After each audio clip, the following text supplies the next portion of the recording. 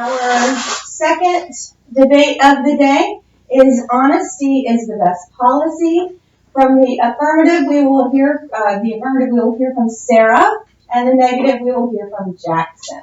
Okay. All right. Are you ready to begin your opening statement? Mm-hmm. You may begin. My topic is honesty is the best policy. This statement is very true because everything is just a lot simpler and better if you tell the truth. People trust you more. You won't feel guilty, and you don't have to keep up with everything you lie about. It's really that simple.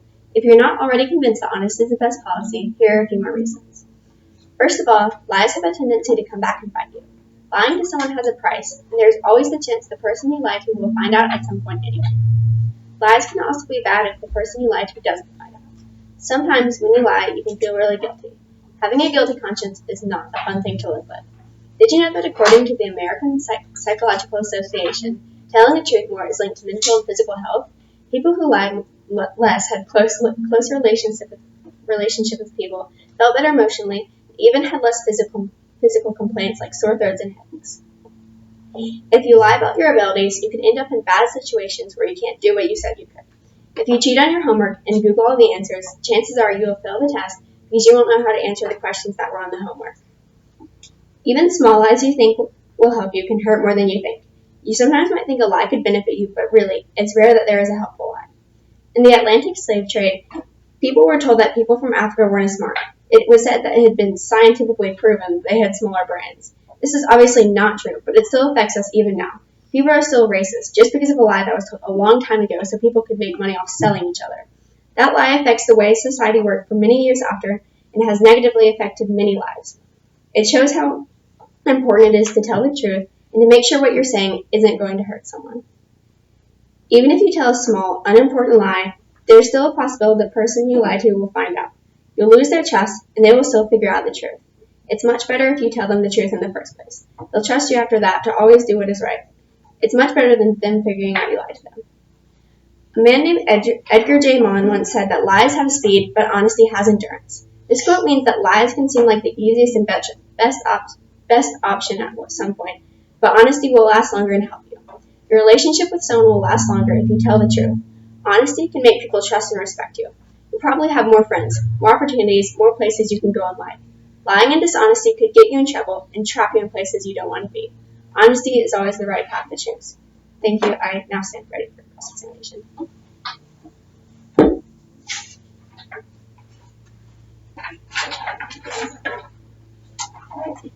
Are you ready to begin? Yes.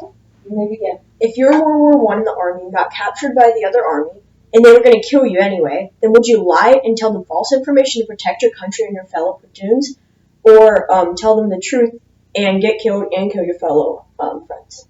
Well, honesty isn't always saying everything that's in your head. What you could do is just not say anything at all. But if they were already going to kill you, then you might as well tell them false information so they wouldn't find your fellow mates anyway, right? Well, one, that doesn't happen very often in regular life. For the majority of the cases and the majority of the time, honesty is the best policy. And second, again, you could just say nothing. It would be about as helpful as telling them false information. Okay, moving on. If a little kid came to you and asked if Santa was real, you would say yes, right? Well, yes. Yes, and you do agree that's a lie. It could be considered a lie, but I mean, I don't really want to go into a debate whether or not Santa Claus is real, but I mean, I don't really think that would be considered a lie because it's preserving a little kid's faith and what he believes and making him happy every Christmas is just more important. So you're saying this lie is better for the greater good? For the greater good, but it's not very often that happens. Well, a lot of the time my little brother comes up to me and asks me if Santa's real, and I would say yes. Well, it's true that it is a lie, but I mean, I don't have a sibling. That doesn't happen very often, and I know I'm not the only child in this room. So, like, I mean, for people like me, we don't have many younger kids running up to us and asking if Santa is real, and Santa is kind of real. I mean, it's your parents giving you presents every year, and that's like sort of Santa anyway. Okay, well, then if a guy asked you to do the dance, and then at the dance he asked you if you looked fat in his suit, you would say no, right? even if he did look fat. Oh. Time.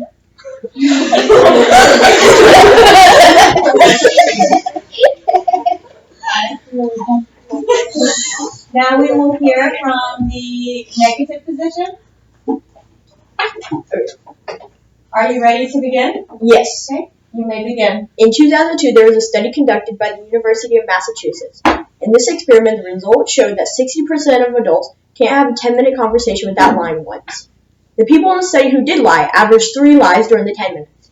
This shows that lying can be a natural thing, and it helps at points, because the statistics also showed that the lie made the two people like each other more. This is shown by an example of someone who played soccer in high school, and the other person played football in high school, but the other person said they played soccer also. This made the two people have a connection to play soccer in the afternoon, which made them become best friends. My first main point is that lying will get you a better life. An example of this is Squealer in Animal Farm, because he told many lies and never got caught. This led him to having lots of food and being very powerful. He never told big lies, just small lies and exaggerations. This way the lies never caught up to him. In the end, he ended up living a better life than all the animals because of those lies. The lies never really hurt anyone that much, and at points it helped Squealer and the other pigs have more power and everything they wanted, including friends who were each other. My second example, which also portrays how lying will get you a better life, is a daily life example. If you were homeless and needed money and food, or your family would die of hunger, then maybe you would put up a sign that says former veteran. Even if you weren't a former veteran, it would make everyone think that you served for your country, and that would make you more respected. This way people will give you more money. And with that money, you could go and buy a cow, which could lead you to having milk, and then if you had spare money, you could buy food, which would allow your family to live better. My second main point is if you lie, you will not get caught. An example of this is Napoleon from Animal Farm, who lied to his fellow comrades in many ways. Not only did he lie, but he broke his own rules. Although this may sound rude or make Napoleon sound like he was a bad pig, he should be the most respected with his nifty lies. Like when he says no sleeping on beds with sheets, so he sleeps on beds without sheets, and then when he's not allowed to drink alcohol, he goes ahead and drinks alcohol. And when he can't kill any animals, he kills animals. But and he was the first one to always break those laws. Napoleon told many lies, but he never got caught. So when anything bad would happen, Napoleon will make up crap and blame other people for it. But in the end, who ended up living with the better life? Napoleon and Squealer, because they told those lies. My second example also applies to how if you lie, you won't get caught. Say you lost your charger, and this is the second time you're losing it. And your mom said that if you lost another charger, then you'd be grounded for a year, because your mom didn't want to pay for any more lost chargers, and you had already lost enough styluses. Now say that someone lost their charger and it's laying on their desk. You could take it. This way, you won't be grounded and have to pay for another charger. In the end, this is a lie for the greater good, because then the other person will just have to pay for another charger instead of someone having to pay for another charger and being grounded. Lying is not always bad. It can help in many situations like I listed before. Lying does not just help, but it also helps many other people in situations. Some other people who lied and ended up living with better lives are Chairman Mao and Stalin. They both started near the bottom of society and not leaders, and then they made their way up by telling lies along the way. In the end,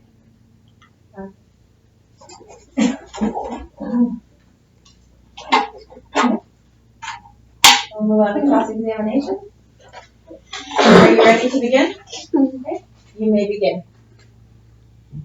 Can you provide me with an example of a helpful lie that you have used in your personal life? yes, my little brother asked me to stand on the field, and I said yes. Well, eventually he is going to find out, and he might end up being mad at you for not telling the truth. If that were to happen, would you still believe that telling a lie was a good idea? Yes, because I believe that his childhood is more important than me telling him at an older age. Alright, well, moving on. Do you agree that racism is bad? Yes. Well, racism, like I stated earlier, was mainly started by a lie, when slave traders told potential customers that it was a fact that people from Africa weren't as smart and had smart brains. Of course, this isn't true, but if you believe honesty is not the best policy, and that when a lie benefits you, it's good, you could be saying that you think telling this lie was a good idea. Yeah, that lie wasn't a good idea, but many lies are good ideas.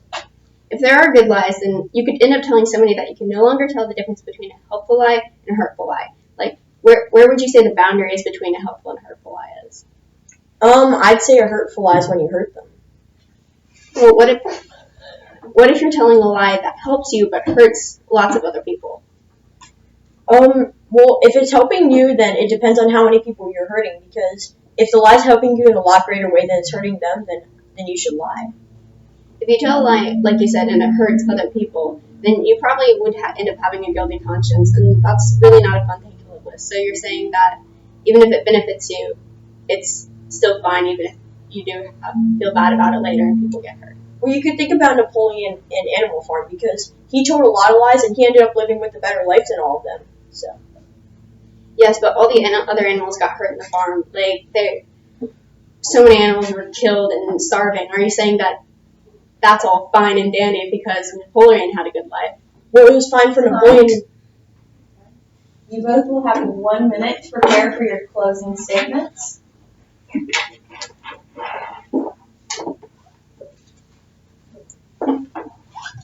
And your time begins now.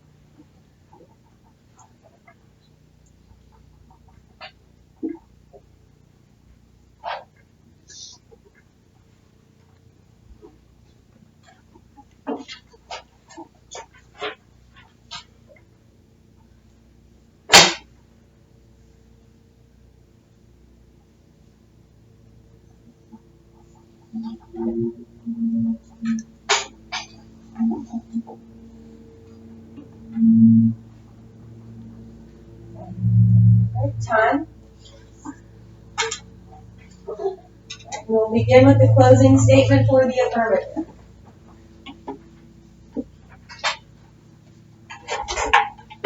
Okay. Are you ready to begin? Yes. You may begin. Even after listening to what my opponent has said, I still believe that honesty is the best policy. If you want to be a happy, healthy, good person, the right choice is to tell the truth. It's really better for everyone in the long run, and less relationships are hurt. I really can't see a negative side of honesty. Lying to someone is like sweeping the truth under a rug. It's not really gone, and it's always there so someone can come dig it up later or trip and fall on it. Telling the truth up front is the only way to keep people from getting hurt and keep your relationship with others intact. And most of all, honesty is what makes us a good person. My opponent said that lying when it benefits you is good, even if it hurts others, in most cases. But it probably won't benefit you in the long run.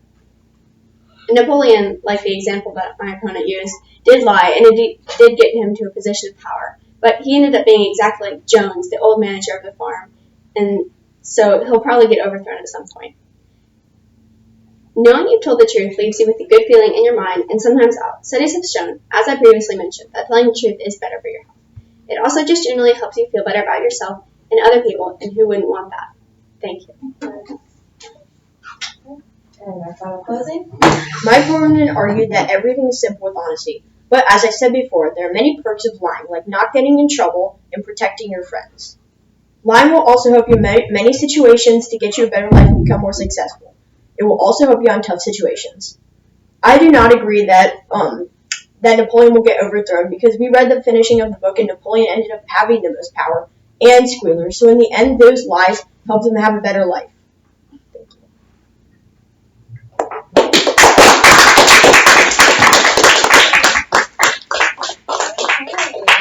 If you all would, please come and bring me your materials.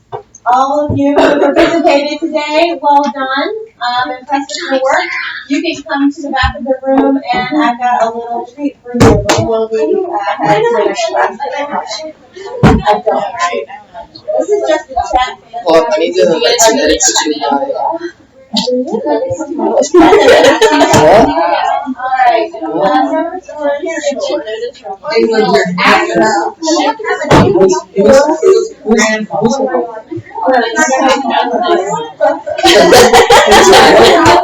I know you would. What are you doing?